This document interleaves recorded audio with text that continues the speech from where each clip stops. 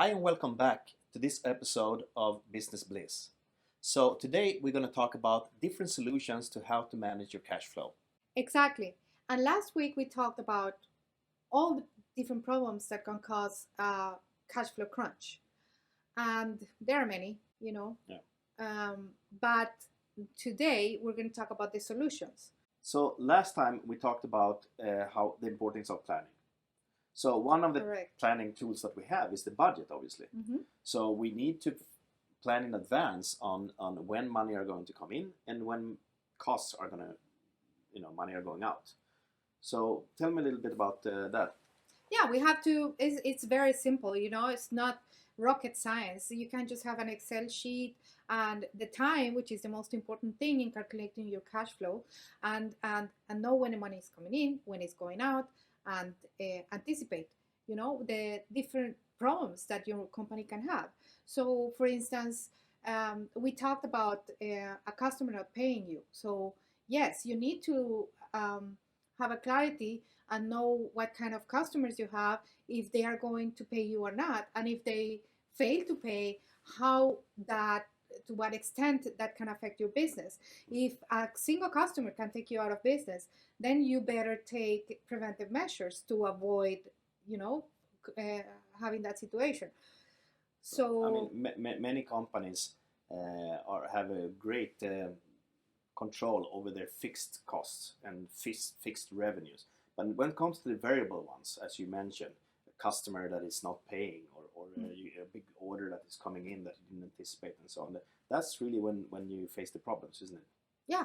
So, for example, how do you mitigate that risk? Well, you can have credit insurance, and there are government institutions, and there are private credit insurance company that can cover that risk for minimum, premium price. So that is a very important aspect.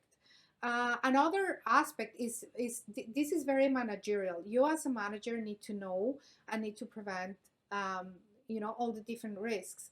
And as a manager, you need to decide what is your credit policy, what kind of terms you're going to extend to your customers. So obviously, the payment terms are sometimes a part of the negotiation, and sometimes it's not always in your control.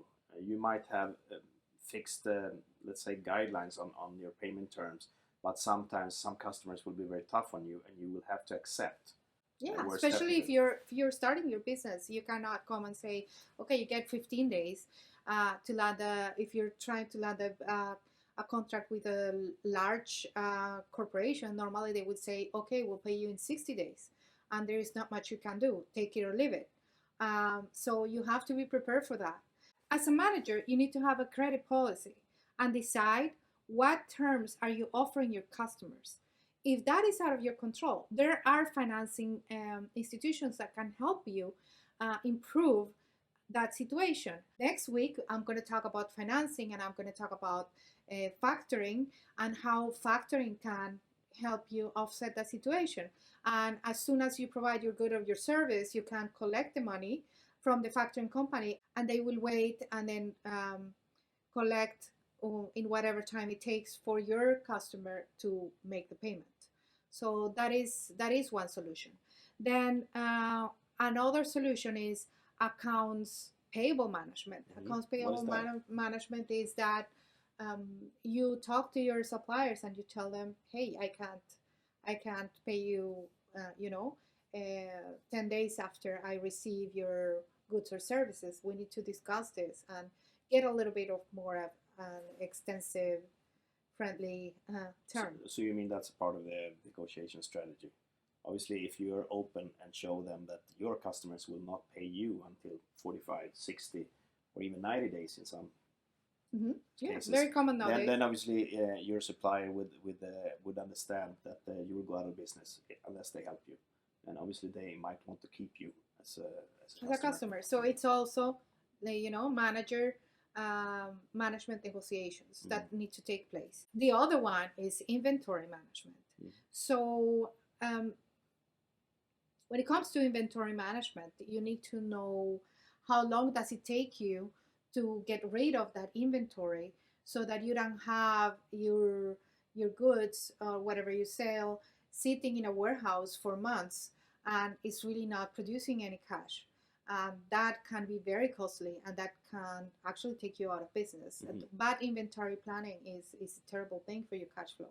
You need to have a good relationship with your financing partners. Yeah, but I guess that not all, especially if they are big banks, they're not so fast all the time. So it's maybe difficult to get immediate help.